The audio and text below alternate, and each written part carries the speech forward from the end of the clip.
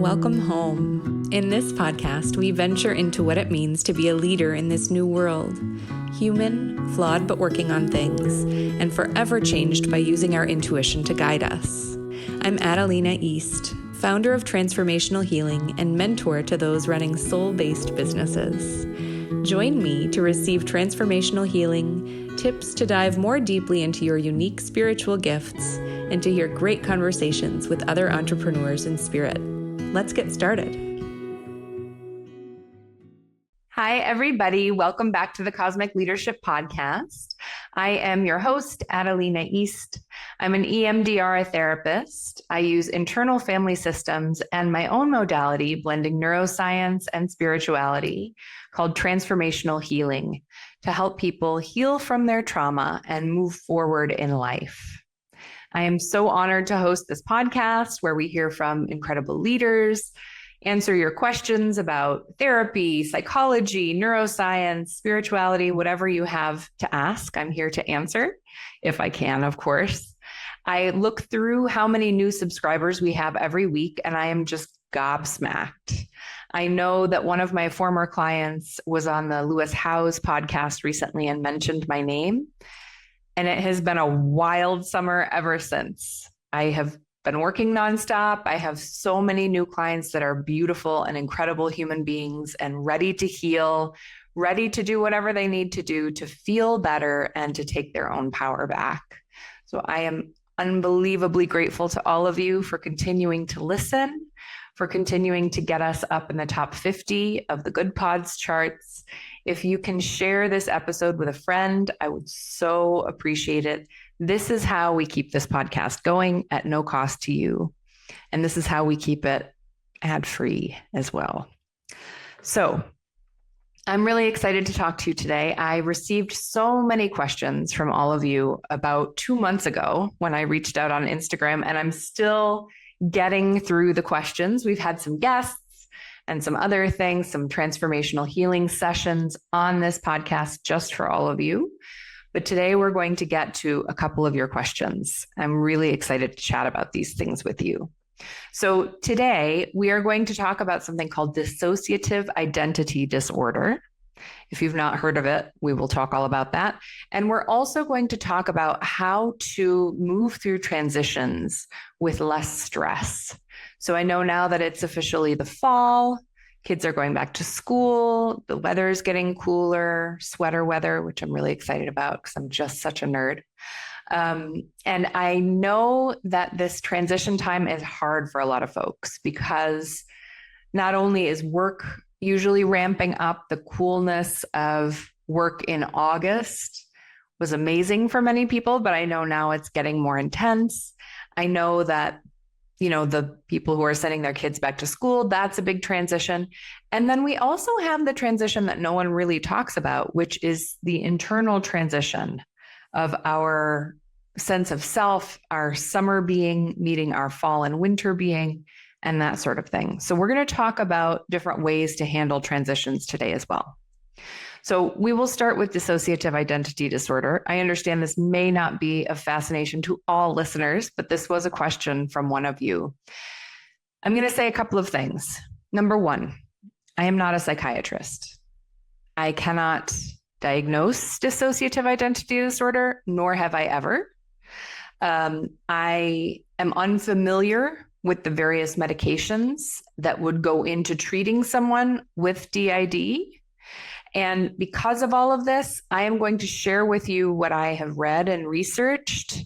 I cannot share with you from my perspective because I don't have one. I can tell you that there is not a single person who has ever reached out to me for therapy who I would wonder if I should diagnose with this.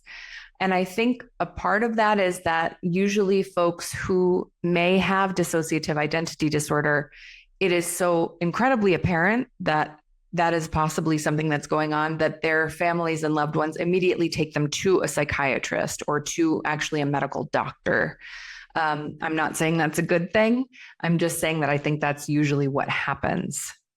So dissociative identity disorder is interesting because basically the diagnostic criteria and the diagnostic manual that we use right now, calls it a really controversial condition.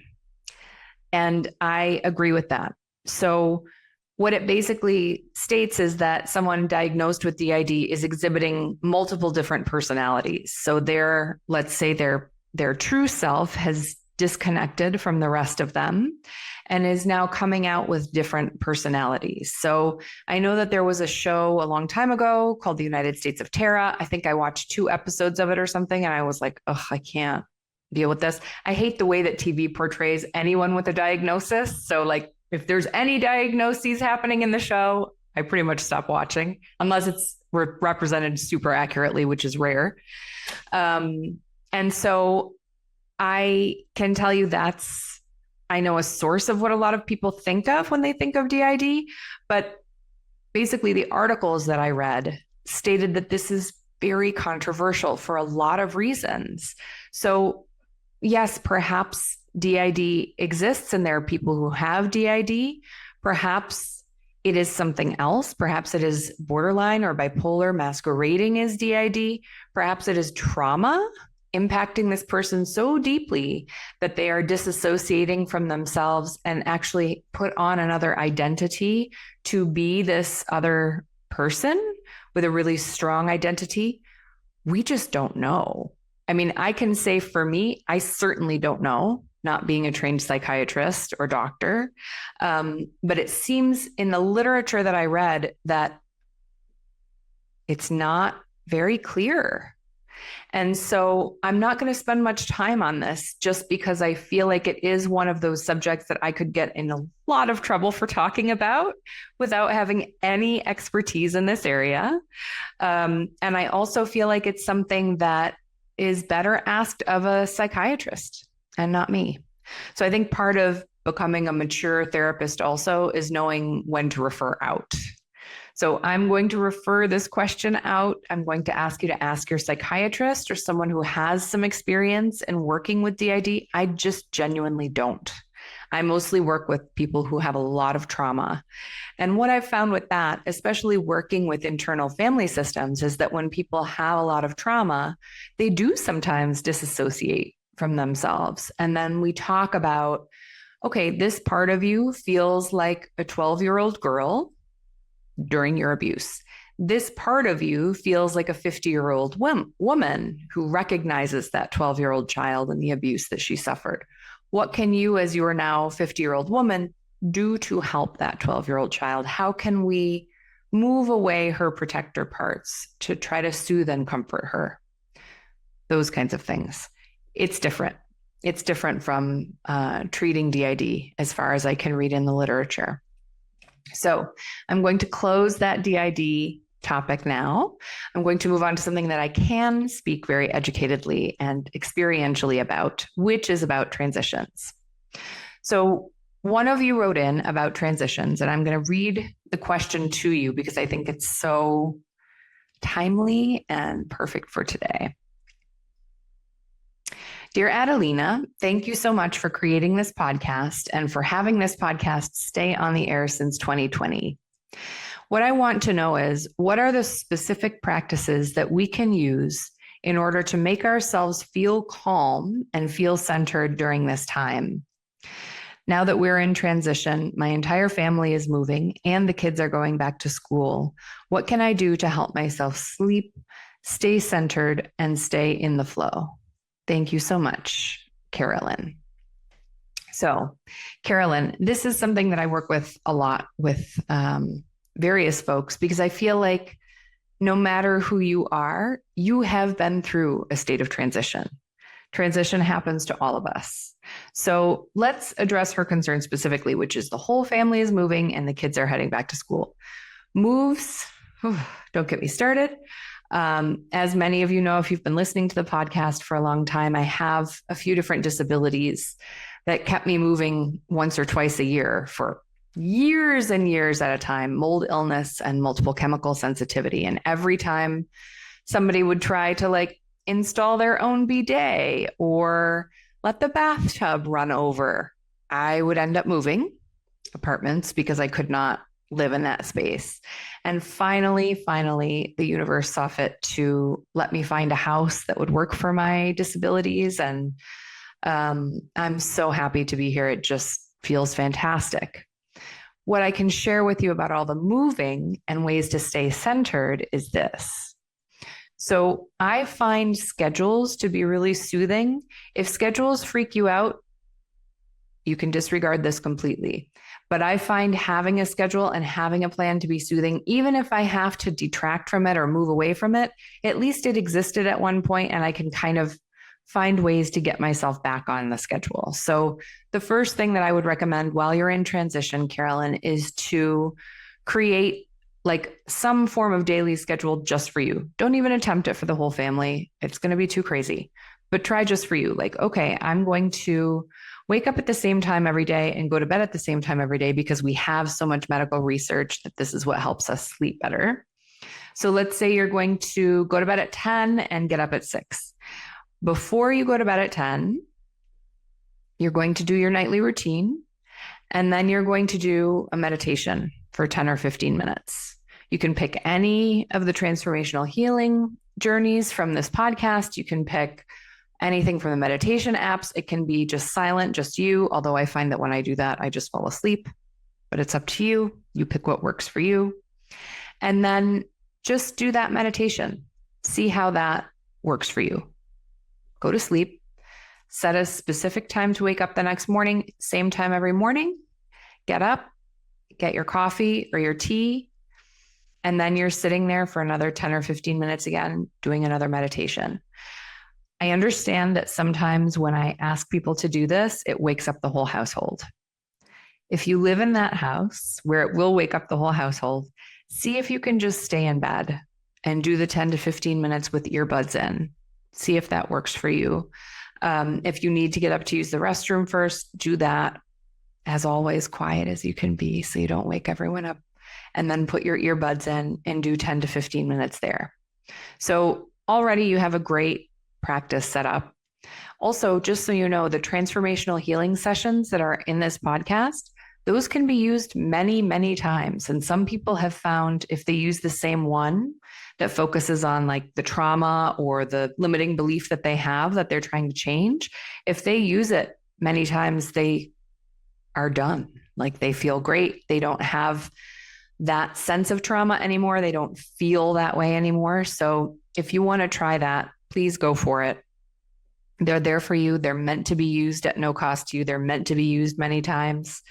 Using them more than 2 or 3 times, like anywhere from 5 to 6 times, actually creates neuronal changes in your brain, which is awesome. And we don't have the research yet about using them for more than 5 or 6 times, but it seems to work for a lot of people. Of course, I use it myself more than 5 or 6 times too, and it seems to work for me. So we've got the meditation piece down. Next, let's talk about what you're doing for joy. I find this is always like the first thing people cut out when they're in a time of transition. They're like, okay, I got to get enough sleep. I have to eat well, get all of my stuff done. And they forget about the joy completely.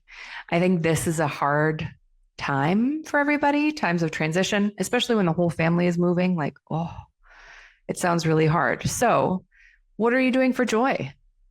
Anything? Can you pack in one joy activity every day? Whether that is, people have weird bits of joy. For me, that is laying down in bed and watching a TV show that I've already seen before, right before I fall asleep. Terrible for the sleep. I know, I've heard about it from every doctor I've ever seen. It's not great. You're not supposed to have the light before sleep, but I do have a blue light guard on my tablet. I'm doing all the things. For whatever reason, that is such a joy for me. For some people, it is taking a walk outside in nature if they have time. For some people, it is, scrolling their favorite person on Instagram and reading what they've been up to. Stay away from the doom scroll. Not going to help you. But I encourage you to find that one thing you can do every day, even if it's just for 10 minutes right before you fall asleep. I encourage you to do that one thing, because what it does is it reminds your nervous system that you count and that you matter and that it's not all about the family and their needs with this move. And it reminds you that it's not all about making sure that the kids are going back to school with the perfect clothes, backpack, books, lunches, all that stuff. We can really kill ourselves with the perfectionism, speaking as one who knows. So find that little moment of joy in the day, even if it's just getting your favorite cup of coffee. Next, after the joy piece, let's talk about how you can find ways to keep your sanity. So I think a lot of moving, what makes it stressful is not only that it's just a ton of work that you have to do on top of your job, on top of, keeping up the house and keeping up the kids if you have them and all of those things, but it's just a ton of work. It's a lot of packing, and then it's a lot of unpacking, and it's a lot of managing people if you're hiring movers. So if there's any part of that that can be delegated to a friend who may be unemployed at this moment, or maybe you have a family member who loves to get involved in things that normally kind of drives you nuts, give them a job. Like really genuinely give them a job that you just completely take off your plate. You don't even think about it. You just trust that they're going to get it done. Give that person a job. It builds the relationship because people love to be helpful to one another. We have tons of academic research about this. And B, it keeps them out of your hair if it's someone who drives you nuts. And C, it takes something off of your plate. So why not do it? Those are my top pieces of advice. As always, the usual advice that I always say, right? Like eat whole foods, exercise if you have time, make sure that you're having weekly therapy sessions to, keep yourself centered and clear out whatever trauma you have going on. I hope that helps. I hope that you will all keep reaching out to me and sending me your questions. Next week, we have a live transformational healing session, which I know a lot of you have been asking for. So stay tuned. Thank you so much for listening to these important conversations about cosmic leadership and the changing needs of our times. If you enjoyed this conversation, please rate and review this podcast on Apple Podcasts or wherever you get your podcasts. You can also share it with a friend. Join our crew at Adalina East on Instagram or at Adalina East Healing on Facebook. With all the love from every dimension, Adalina.